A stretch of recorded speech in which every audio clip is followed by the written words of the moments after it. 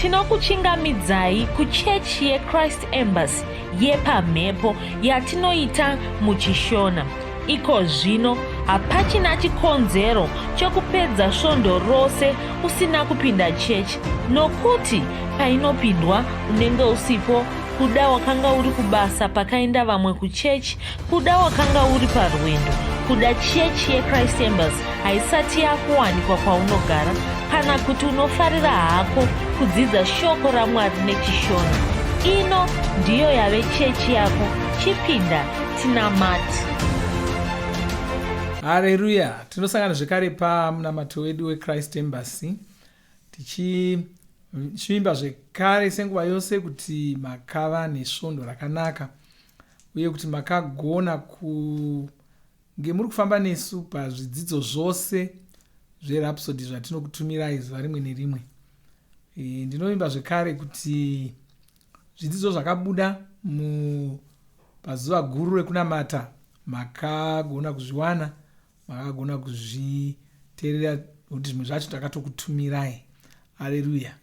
Ndichida kutenda mufudzi Chris nokuda kutipa shoko rezuva nezuva mubhuku reRhapsody. Hatina zuva ratinenge tisina shoko rokushanda naro.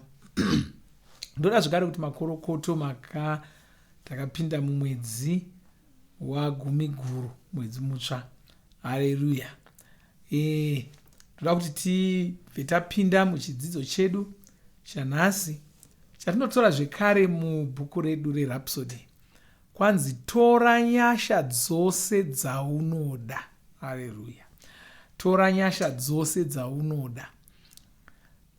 VaRoma 5:11 kwanzi, nokuti kana nokutadza kwemunhu mumwe chete rufu rwakatonga muzita remunhu uyu mumwe chete yeye akanga atadza wacho, vaya vakatora nyasha dzakawanda vakapiwa chipo chekururama chisingabhadharirwi vachatongavo muupenyu huno vachishandisa zita remunhu uya anonzi Jesu muponesi.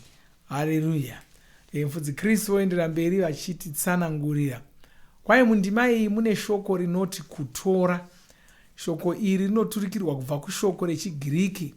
Shoko rechiGiriki racho nderinoti lambano. Shoko iri harirevi kugamuchira chinhu uchichigamuchidzwa wakamira, kwete. Rinoreva kutora chinhu. Unochitora kudai uchibva wachiita chako. Zvino Bhaibheri rataura pamusoro pevamwe vanhu. Vanhu ava ndivo vaya vanotora nyasha, vanodzitora dzakawanda, vanotorawo chipo chekururama. Vanhu ava ndivo vanotonga muupenyu huno. Izvi ndizvo zvinotaura Bhaibheri. Saka tatoudzwa pamusoro pevanhu vanotonga muupenyu huno. Kwaye vanhu vanotonga muupenyu huno vanhu vanotora chipo chekururama, votora nyasha vachidzitora dzakawanda.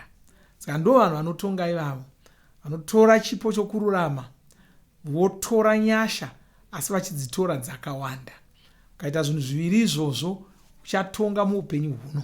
Uchatonga zvirwere, uchatonga masimba erima, uchatonga zvinhu zvinonetsa zvepano panyika. Haleluya. Kwanzi iwe unoda nyasha dzakawanda zvakadini, uye unoda kushandisa nyasha dzacho kuitei?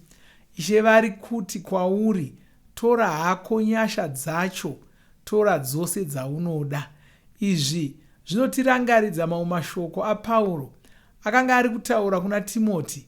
Tinoverenga mashoko acho mutsamba yechipiri kuna Timoti, chisaoko chechipiri ndima yekutanga, inoti, saka iwe mwanakomana wangu, batirira panyasha dziya dziri muna muponesi Jesu. Saka Timoti akanga akafanira kutora nyasha dzaMwari. Akanga akafanira kutora dzose dzaaida. Ndiko kutora kwatinofanira kuita nyasha.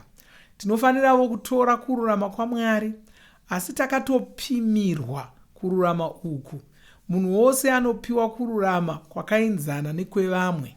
Hapana anotora kwakawanda kudarika kwevamwe. Saka kwanzi kururama kwaMwari takatoita zvokupimirwa. Hapana anotora kururama kunodarika kwomumwe. unotora kwakaenzana nekwevamwe. Saka tine mugove wekururama watakatsaurirwa naMwari. Saka unosvika wotora kururama ikoko. Asi nyasha kwayo unotora dzaunoda. Chii chaunoda kuita? Tora nyasha dzezvinhu izvozvo zvaunoda kuita. Hazvina basa kuti chii. Nyasha dzinodiwa kuti ugone kuita chinhu ichocho kwai dziripo, tora. Kwai saka usashingaira uchitsvaka kuva munhu akarurama. Hauna kwaunosvika kana ukadaro. Haugoni kuva wakarurama nenzira iyi. Gamuchira kururama kwavo ivo. Tora kururama kwavo ivo. Ugotorawo nyasha. Haleluya. Saka kwai usashingairira kuti ndoda kururama, ndava munhu akarurama, gamuchira kururama kwavo. Bvuma kuti wakapiwa kururama ikoko. Bvuma kuti wakapiwa kururama ikoko. Asi kana dziri nyasha, tora dzose dzaunoda. Haleluya. Tora dzose dzaunoda. Kwai torawo nyasha. Nyasha unofanira kuita dzekutora dzakawanda, uye unofanira kudzishandisa muzvinhu zvose zveupenyu hwako. Dzimwe nyasha dzacho dzingava dzekushandisa kubasa kwako, dzimwe dzingava dzekuti uve nyanzvi pamitambo yako. Tora nyasha dzose idzi uve mhare chaiyo.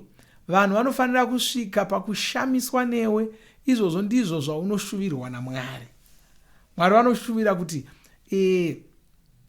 ubudirire pane zvose zvaunoita.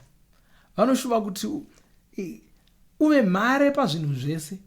Vanotsvaka kuti vanhu venyika ino vashamisike, vashaye kuziva kuti uri munhu werudzii, asingakundikani, asingarwari, asingakurirwi, anobudirira pane zvese zvaanoita.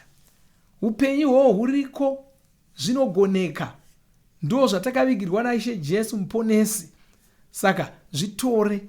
Kwaibatirira panyasha dziya dzawakapiwa kuna muponesi Jesu. Batirira, dzishandise. Usaita dzokuregerera, dzishandise. Haleluya. Kwaishandisa nyasha dzavo pakurarama kwako. Mwari vanobva vadada newe, vachitsvaka kuti vanhu venyika ino vakuone. Mwari vanozokutaridzawo kungirozi nokumasimba ose. Izvi ndizvo zvatinoona muna vaEfeso 3:10 inoti, vaine chinangwa chekushandisa vasanangurwa vavo, vachivashandisa kutaridza njere dzaMwari, vachidzitaridza kuvabati nekumasimba ari mumhepo. Haleluya. Saka ndo zviviri zvatapiwa izvi. Tora kururama. Paunoponeswa paya, paunozvarwa kechipiri, ndo pauri kutora kururama. Ndo pauri kuwana kururama. Uchigamuchira Jesu, uchivagamuchira saIshe namuponesi wako, uchibvuma kutongwa nokutungamirirwa navo, uchiisa upenyu hwako mumaoko avo, ndo pauri kutora kururama kwaMwari. Wapedza kutora kururama kwaMwari saizvozvo, muzvinhu zvose zvoupenyu kubva ipapo, chitora nyasha dzaunoda, dzinodiwa kuti ugone kuita mabasa aunoda kuita. Tora nyasha dzacho dzese. Haleluya. Dzitore udzishandise. Bvuma kuti uri munhu wenyasha. Bvuma kuti une nyasha dzaMwari mukati muupenyu hwako. Bvuma kuti Mwari vakakupa nyasha. Kubvuma kwako ikoko ndokutora kwaunenge uchiita nyasha dzacho. Haungodzitori uchiti ndinodzitora. Asi kana ukabvuma, ukazviona semunhu ane nyasha, akaitirwa nyasha naMwari, ukazviona semunhu anobatsirwa naMwari, ukazviona semunhu anotungamirirwa naMwari, uchirarama semunhu akaita saizvozvo, ndokutora nyasha kwaunenge uchiita ikoko. Haleluya. Zvinhu zvako zvinotozofamba zvakanaka. Hapana chinozoramba kuitwa newe. Hapana chaunozokundikana kuita muupenyu hwako. Saka kwanzi tora nyasha dzose dzaunoda. Usaita zvokutyira. Tora nyasha dzose dzaunoda. Uye hausi kukumbira kuti naye Mwari deno mandiitira nyasha. Aiwa, kwai tora nyasha dzaunoda. Bvuma kuti uri wenyasha. Una zvakafanana nokuti kana tichitora nyasha dzaunoda, vamwe vanganetseka kuti zvino ndodzitora sei. Rarama somunhu anoziva kuti ndowenyasha, ndokutora kwaunoita. Zvakafanana nokuti tikakuti wamutungamiriri wenyika nhasi,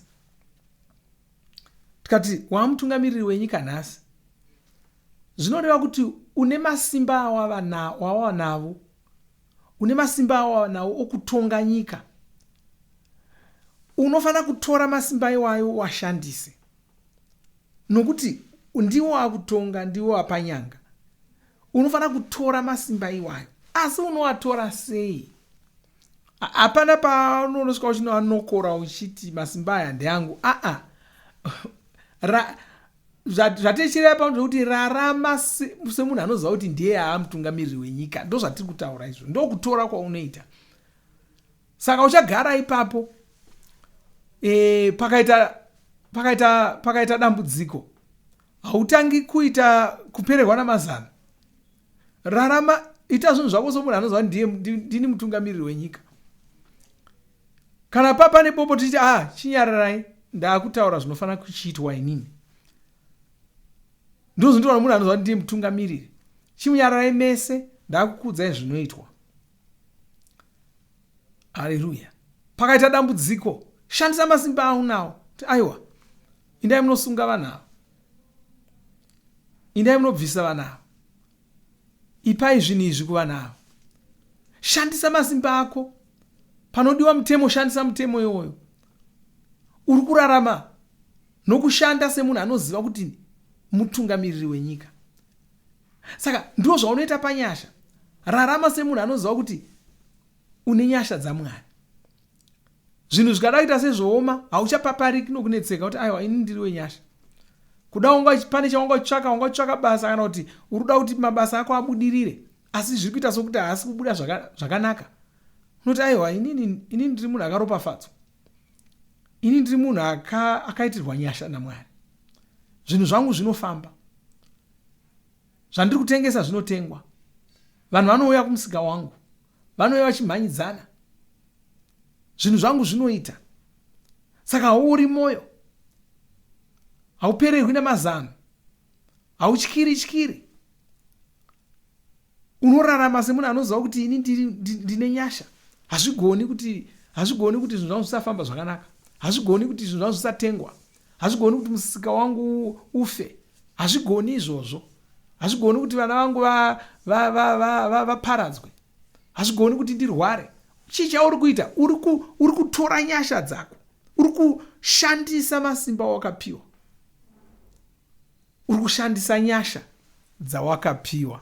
Haleluya. Ngati munamato muchinditeedzera, iti baba venyasha, ndinokutendai. Nyasha dzenyu dziri kushanda muupenyu hwangu. Ndidzo dziri kuita kuti ndibudirire pane zvose zvandinoita. Dzichiita zvekuti ndirarame upenyu hwandakarongerwa naMwari. Nyasha ndidzo dzinotungamirira zvose zvandinoita. Saka nyika inoshamiswa neni. Nyasha idzi dzinogara dzichiwedzera muupenyu hwangu. Dzinowedzera pandinowedzera kunzwisisa shoko raMwari. Muzita raJesu. Amen. Haleluya. Kwanzi nyasha idzi dzinowedzera pandinowedzera kunzwisisa shoko raMwari. Ndo zvatatichitaura izvozvo, nokuti paunowedzera kunzwisisa shoko raMwari, unobva wanyatsogona kurarama semunhu ane nyasha. Unenge wakunzwisisa masimba ako. Unenge wakunzwisisa zvinofanira kuitika kwauri nezvisingafaniri kuitika kwauri. Unenge wakunyatsonzwisisa nyasha dzawakapiwa, uchirarama semunhu anadzo, nokuti wakunzwisisa kuti Bhaibheri rinotaura richiti hazvichagoni kuti ndirwara. Saka unotanga kurarama semunhu akaita saizvozvo. Hazvichagoni kuti ndikundikane. Mukuru wacho ndiye akugara mandiri. Vose vari kunze uko vadoko. Saka ndini mukuru wacho. Haleluya. Chinhu chose chakazvarwa naMwari, chipi zvacho, chinokurira nyika ino, uye simba ratinoshandisa kukurira nyika ino kuvimba kwedu naMwari. Haleluya. Saka unotanga kurarama saizvozvo. Haleluya. Mwari vakuropafadzei. Ndinovimba kuti tadzidza zvinhu zvakawanda. Ngaitingonyengetera. Baba, ndoda kutendai nezita raJesu. Nopa mbiri nekudzo kwamuri. Chikutendai nekuda kwomumwe nomumwe wanamata neni pazuva ranhasi. Ndomuropafadza neshoko renyu, nenyasha dzenyu, nerudo rwenyu, namweya mutsvene. Ndinokutendai nokukudzai. Satani ndokurayira bvisa roko rwabva pamusoro pavo. Nodzingira kure kubva pavari zvirwere zvose, marwadzo, muzita ramambo Jesu. Ndinomira saJesu ndichirayira kuporeswa kwavanhu vose vandiri kunamata navo. Ndokutendai Ishe. Haleluya. Amen. Haleluya. Asi nhasi isvondo yekutanga yemwedzi, saka tine chidyo senguva yose. Toda kuti tipinde pakudya chidyo ichocho. Uye zvekare morangarira kuti mwedzi zuva zvekare, isvondo zvekare yatinopa mpiro yedu yesungano. Pai mpiro yesungano yenyu kunhare dzekokeshi dzatichakudzai panoperera munamato uno. Sungano yedu ndeichi? Sungano yedu ndeyeshoko raMwari, ndeyekufambiswa kweshoko roruponeso. Saka ndo pane mawirirano edu, ndo pane sungano yedu, ndo patakasungana. Saka tinorifambisa sei? Tinorifambisa tichishandisa mari. Saka tumira mari yako, shoko roruponeso rifambe. Saka ngaitinde kutsamba yokutanga kuvaKorinde chisango che11 chete, ndima ye23. Kwai nokuti zvinhu zvandakakupai zviya ndakazvigamuchira kubva kuna Ishe, zvekuti Ishe Jesu usiku huya hwavakapandukirwa vakatora chingwa, vakatenda Mwari pamusoro pacho, ndokuchimedura, ndokutaura vachiti, torai mudye, ndiwo muviri wangu unomedurirwa imi, itai izvi muchindirangarira. Vakazopedza ngaititore chingwa ichocho tichiropafadze, tinamate pamwe chete, tomedura chingwa chichocho pamwe chete, tochidya pamwe chete. Ngaitinamate. Baba, ndoda kutendai nezita raJesu. Nokutendai nokuda kwemuviri waJesu wakamedurirwa isu muzita ramambo Jesu.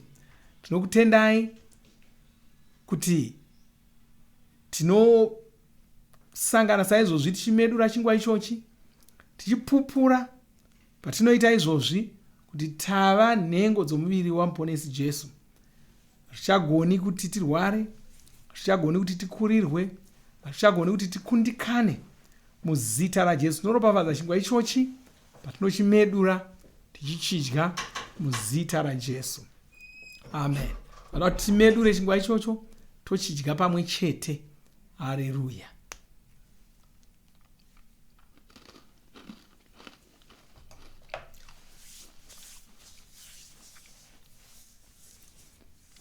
Haleluya. Ndima ye25 kwai vakazopedza kurayira, vakabva vatora mukombe ndokuenderera mberi nenyaya yavo iyi. Vakati, mukombe uyu isungano, ndiyo sungano itsva muropa rangu. Itai saizvozvi pose pamunounwa muchindirangarira. Nokuti nguva dzose kana muchidya chingwa ichi nekunwa mukombe uyu, munenge muchiparidza rufu rwaIshe kusvikira vachidzoka. Regai titore mukombe oyo tinamate, tiuropafadze. Baba, toda kutendai nezita raJesu. Tokutendai nokuda kweropa raJesu rakadeurwa pamuchinjikwa. Ropa irori ndo rakasuka zvivi zvedu, rikaita kuti zvigoneke kuti tizvarwe kechipiri, tishandurwe rudzi, tive vanhu veropa raMwari. Tinomwa mukombe uyu iko zvino senzira yekupupura kuti tava vanhu veropa raMwari. Vanhu veropa raMwari havarwari, vanhu veropa raMwari havakundikani, vanhu veropa raMwari havabatwi neutachiona, havabati utachiona, havafi. Tinopupura kudaro tichinwa mukombe uyu. Chiropafadza mumwe nomumwe anobatana neni pakumwa mukombe uyu. kana ane zvivi zvaanga akapara zvinosukwa kubva maari. Hatichagoni kuramba zvichamukanganisa pakufamba kwake naMwari. Muzita raMambo Jesu, amen. Ngatimwei mukombe iwoyo.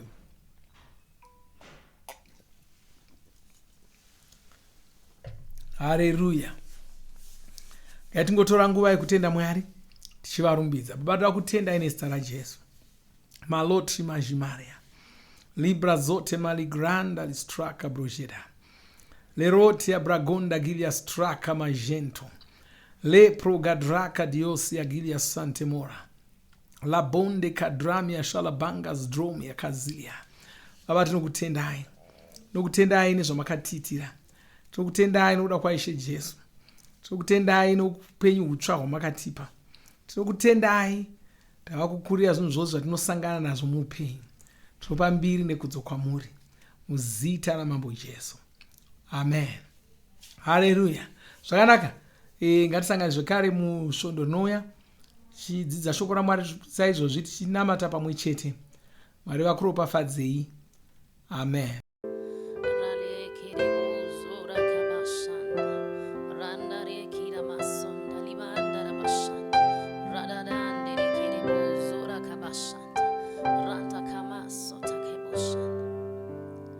Hakuna mumwe semi makatendeka tendeka. Hakuna mumwe semi munoshamisa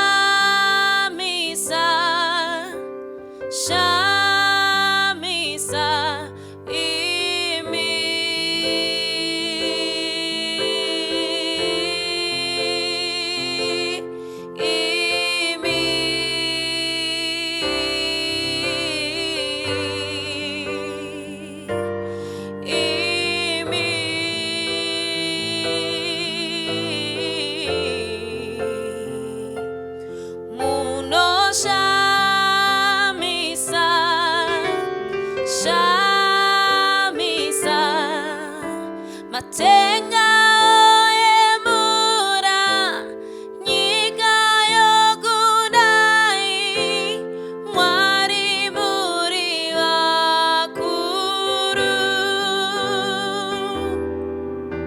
Matenga emura ngirozi dzofukama mune masimba ose. Matenga emura nyika yokudai Mwari muri vakuru. Matenga emura ngirozi dzofukama mune masimba ose.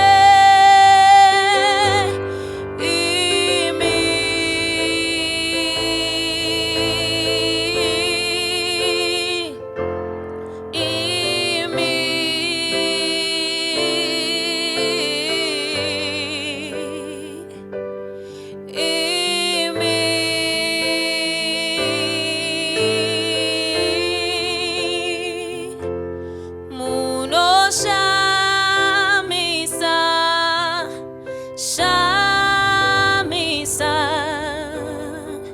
shamisa shamisa Ishe munoshamisa shamisa Ishe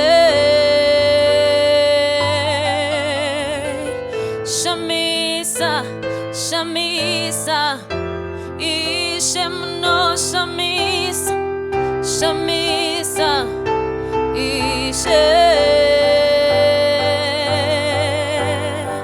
shamisa shamisa Ishe munoshamisa shamisa Ishe shamisa shamisa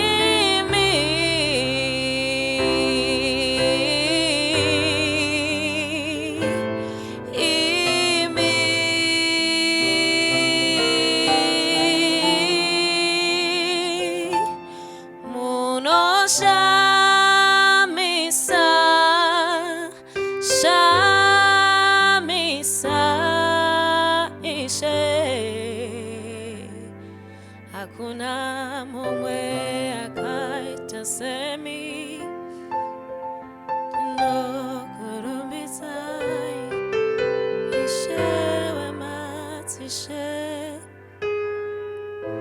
Tinovimba makomborerwa nemunamato wesvondo rino. Kana manga musati mazvarwa patsva, namatai mumashure mangu, muchidudza, muchirevesa. Taurai muchiti, Mwari vari kudenga, ndinouya kwamuri, ndinokoka Jesu kuti vapinde mumwoyo mangu. Ndinokumbira kuti Jesu vatonge upenyu hwangu. Ndinopupura kuti Jesu ndivo vavaishe wangu. Saka ndinogamuchira upenyu usingaperi mumweya mangu. Ndazvarwa patsva, ndava chisikwa chitsva. Ndinokutendai. Amen. Makorokoto mazvarwa patsva, tinokugamuchirai muchechi yeChrist Embassy. Titumirei zita renyu nekwamunogara. Munogona kutumira iri SMS kana WhatsApp pa 0772 215 kana kutuma tsamba pa shonaror@gmail.com. Muchida kupa mpiro yenyu neEcocash, rovai namba *151*2*5*58225# motevera zvinenge zviri kutaurwa neEcocash ipapo. Kana muine nhare dzemazuva ano, munogona kushandisa KingsPay kupa mpiro yenyu. Shandisai kodhi inoti TNIOG nemavara makuru. Tinoda kukuzivisai zvinotevera. Tinokurudzira kuti musadarikwe nezvidzidzo zveRhapsody. Zvidzidzei kuti shoko riwande mamuri, mugone kumirisana nezvinhu zvinonetsa muupenyu. Tinodavo kuzivisa vane nhare dzeEconet kuti *205# vava kugona kuwana Rhapsody panhare dzenyu kunyangwe musina WhatsApp. Rovai nhare idzi muwane Rhapsody panhare dzenyu zuva rimwe nerimwe. Munorova *205#, mosarudza Daily Devotional. Subscribe, shona Rhapsody muchishona.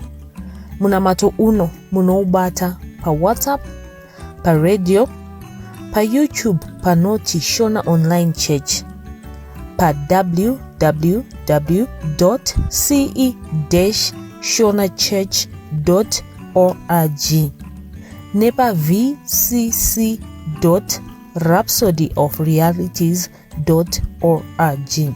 Tinokumbira mutizivise kana muri kutibata pane imwe yenzvimbo idzi. Kana pari paintaneti, munogona kunyoresa muchitipa zita renyu. Kana pari pa WhatsApp, tinyorerei tigopota tichikutumirai zvimwe zvidzidzo, kana kutitumira SMS pa 0772 166 928. Ivai nesvondo rakanaka.